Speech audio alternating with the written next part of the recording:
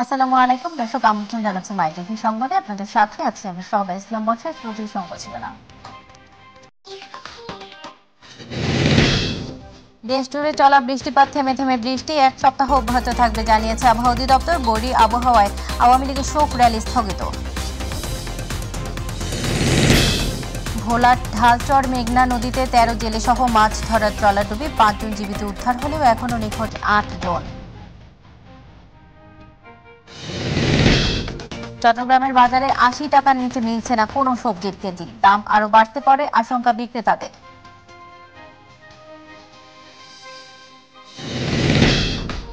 এবং সুনামগঞ্জে থামানো যাচ্ছে না নদী থেকে বালু উত্তোলনের কাজ। অতিরিক্ত বালু উত্তোলনের কারণে ভাঙছে নদী তীর, বাড়িঘর ভেঙে নিঃস্ব অনেকেই।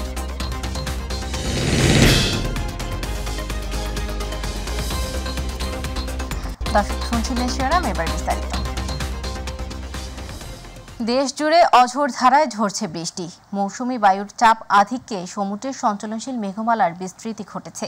এই বৃষ্টিপাত থেমে থেমে আরও এক সপ্তাহ অব্যাহত থাকবে বলে জানিয়েছে আবহাওয়া অধিদপ্তর।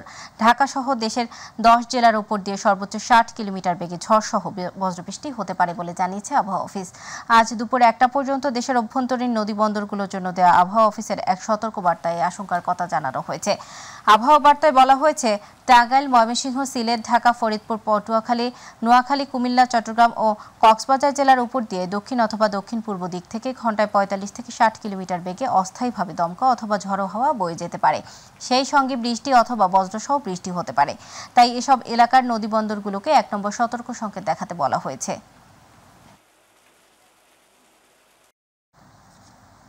রাজধানীতে পূর্ব ঘোষিত আজ শনিবারের শোক মিছিল কর্মসূচি স্থগিত করেছে আওয়ামী লীগ। শুক্রবার রাতে ঢাকা মহানগর উত্তর আওয়ামী লীগের দপ্তর সম্পাদক উইলিয়াম প্রলয় সম্পদার বাপি এ তথ্য জানান। তিনি বলেন, দুর্যোগপূর্ণ আবহাওয়ার কারণে শনিবারের শোক র্যালিটি স্থগিত করা হয়েছে। এদিকে শুক্রবার রাতে এক বিবৃতিতে আওয়ামী লীগ সাধারণ সম্পাদক ওবায়দুল কাদের বলেন, জামাত শিবিরের সশস্ত্র সন্ত্রাসীরা হবিগঞ্জে আওয়ামী লীগের নেতাকর্মীদের অতর্কিত হামলা, জেলা আওয়ামী লীগের কার্যালয়ে হামলা, ভাঙচুর ও অগ্নিসংযোগ এবং জেলা আওয়ামী লীগের সভাপতি ও স্থানীয় সংসদ সদস্য আবু জাহিদের বাসভবনে হামলা করেছে। এরা খুলনায় পুলিশ বাহিনীর সদস্যদের উপর হামলা করে পুলিশের একজন সদস্যকে নির্মমভাবে হত্যা করেছে।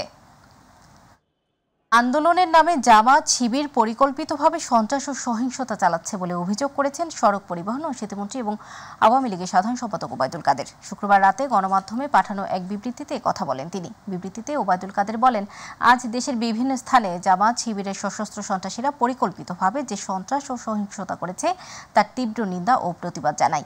জামাত শিবিরের সশস্ত্র সন্ত্রাসীরা হবিগঞ্জে আওয়ামী লীগের নেতাকর্মীদের অতর্কিত হামলা, জেলা আওয়ামী লীগের কার্যালয়ে হামলা, ভাঙচুর ও অগ্নিসংযোগ এবং জেলা আওয়ামী লীগের সভাপতি ও স্থানীয় সংসদ সদস্য আবু জাহিদের বাসভবনে হামলা করেছে। আজ শনিবার সারা দেশে বিক্ষোভ করবে বৈষম্য বিরোধী ছাত্র আন্দোলন। একই সঙ্গে রোববার থেকে অনির্দিষ্টকালের সর্বাত্মক অসহযোগ আন্দোলনের ডাক দেওয়া হয়েছে। শুক্রবার রাতে এ ঘোষণা দেয় বৈষম্য বিরোধী ছাত্র আন্দোলনের সমন্বয়করা। আন্দোলনের অন্যতম সমন্বয়ক আব্দুল হান্নান মাসুদ বলেন, সারা দেশে ছাত্র নাগরিকদের শান্তিপূর্ণ আন্দোলনে হামলা করে খুনের প্রতিবাদ ও 9 দফা দাবিতে আজ সারা দেশে বিক্ষোভ মিছিল ও রোববার থেকে সর্বাত্মক অসহযোগ আন্দোলনের ডাক দেওয়া হলো।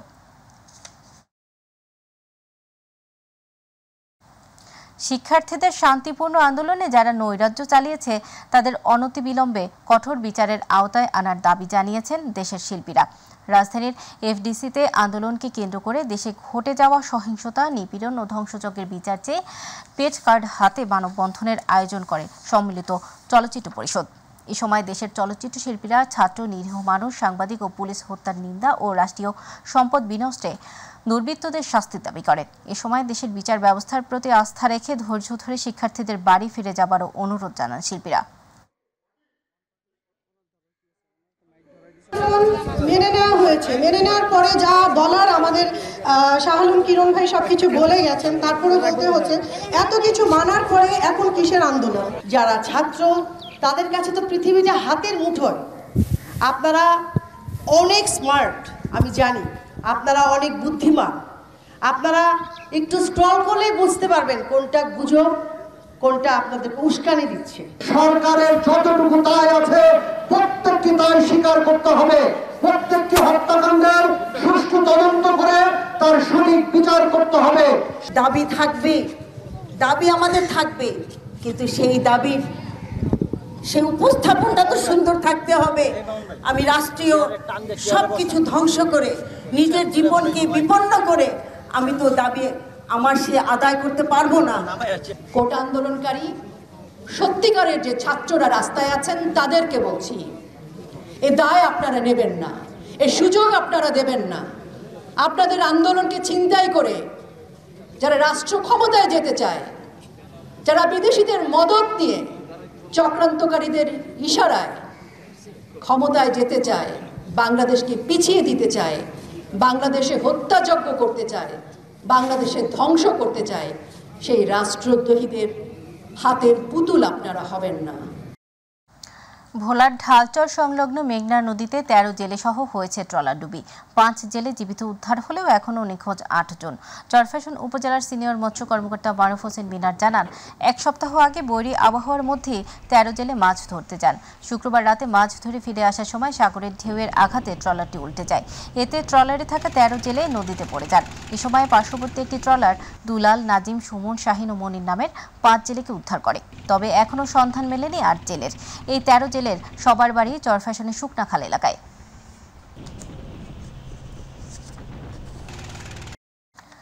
চট্টগ্রামে নিত্য প্রয়োজনীয় পণ্যের দাম বেশ ঊর্ধ্বমুখী। ৮০ টাকার নিচে মিলছে না কোনো সবজি। দেশি এবং সোনালী মুরগির দাম কিছুটা কমলেও বেড়েছে ব্রয়লার মুরগির দাম, বেড়েছে হাঁস মুরগির ডিমের দামও। বিক্রেতাদের দাবি, কয়েকদিনের বৃষ্টির কারণে অনেক ফসলের ক্ষেত নষ্ট হয়েছে। তবে পরিস্থিতি সামাল দেওয়া না গেলে দাম আরও বাড়তে পারে বলে জানিয়েছে বিক্রেতারা। চট্টগ্রাম থেকে মামুনুর রশিদের ক্যামেরায় নুরুল কবিরের রিপোর্ট, জানাচ্ছেন জুবাইর রহমান। গত কয়েক সপ্তাহের ঊর্ধ্বমুখী থাকা সবজির বাজার এ সপ্তাহে কিছুটা নিম্নমুখী হলেও এখনও ধরাছোঁয়ার বাইরে মধ্যবিত্তদের। ৮০ টাকার নিচে মেলাই যেন দুষ্কর হয়ে দাঁড়িয়েছে সবজি। জিনিসের যে দাম কেনার মতো কিছু না, বেশিরভাগ মানুষ ওই যে শাক মাছ নিয়ে চলে যায়। তো মাছ মাংস কিনতে পারতো না, সবজি কিনতে আসতো, কিন্তু এখন সবজি প্রত্যেকটা ৬০, ৭০, ৮০, ৯০, ১০০ টাকার নিচে কোনো সবজি নেই। আমার আয়ের চেয়ে ব্যয়টা খুবই বেশি। ১২০ টাকার পেঁয়াজ এ সপ্তাহে বিক্রি হচ্ছে ১০০ থেকে ১১০ টাকায়, আর রসুন বিক্রি হচ্ছে ১৮০ থেকে ২০০ টাকায়।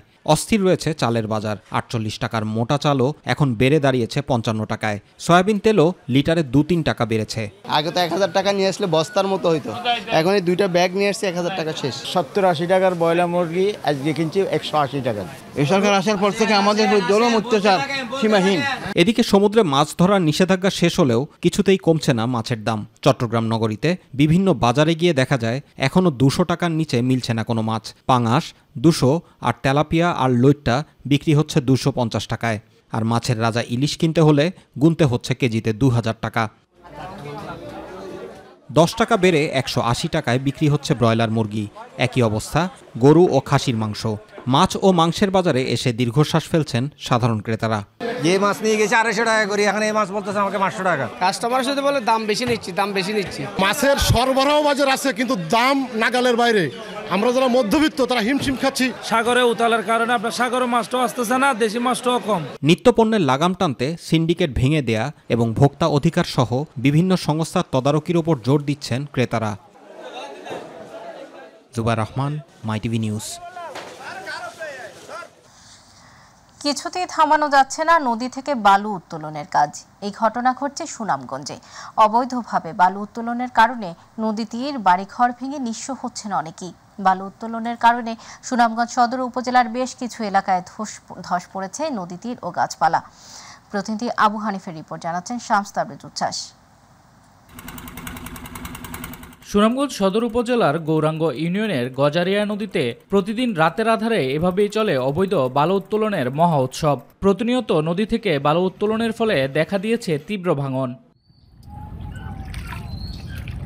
এরই মধ্যে ভাঙন কবলে পড়ে বিলীন হয়ে গেছে ২০ থেকে ২৫টি বাড়ি। এছাড়াও হুমকির মুখে রয়েছে সোনাপুর গ্রামের বসতবাড়ি সহ বিভিন্ন স্থাপনা। অন্যদিকে ড্রেজারের বিকট আওয়াজে অতিষ্ঠ হয়ে পড়েছে নদী তীরবর্তী মানুষ।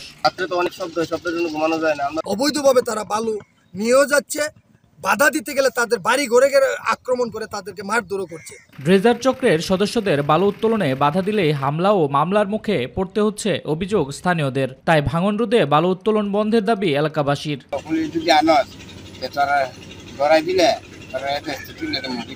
আমরা অনেকদিন মানা করার পরও তারা এটা মানে না। অবৈধভাবে বালু উত্তোলন বন্ধে নিয়মিত মোবাইল কোর্ট সহ অভিযান পরিচালনা করা হচ্ছে দাবি স্থানীয় প্রশাসনের।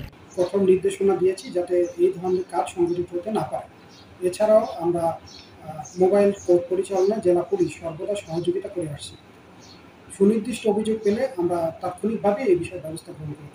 দিন দিন বাড়ছে বৈধ অবৈধ বালু উত্তোলন, ফলে ক্ষতিগ্রস্ত হচ্ছে নদীপাড়ের বাসিন্দা ও ফসলি জমি। মোবাইল কোর্ট সহ অভিযান নিয়মিত চালানোর জন্য সংশ্লিষ্ট নির্বাহী ম্যাজিস্ট্রেট সহ উপজেলা নির্বাহী অফিসার প্রেসিডেন্ট সহ সকলকে নির্দেশনা প্রদান করা হয়েছে। শামস তাবরিজ উচ্ছ্বাস, মাই টিভি নিউজ ডেস্ক।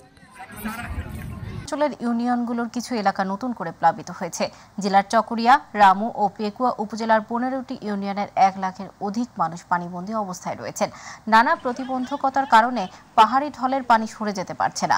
গত সোমবার থেকে জেলায় হঠাৎ করে টানা বর্ষণ ও পাহাড়ি ঢলে বন্যা দেখা দেয়।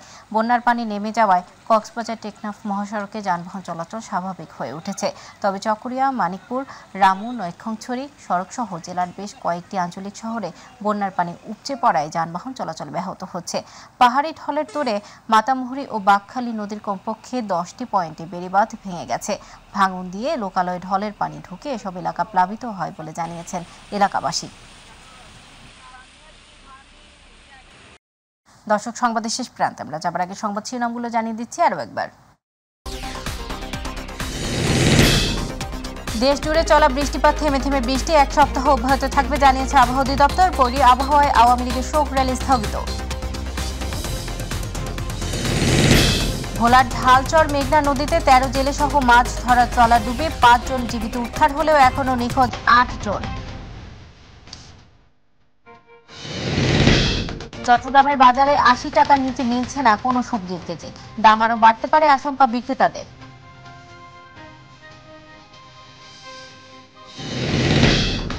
এবং সুনামগঞ্জে থামানো যাচ্ছে না নদী থেকে বালু উত্তোলনের কাজ। অতিরিক্ত বালু উত্তোলনের কারণে ভাঙছে নদীটির বাড়িঘর ভেঙে নিঃস্ব অনেকেই।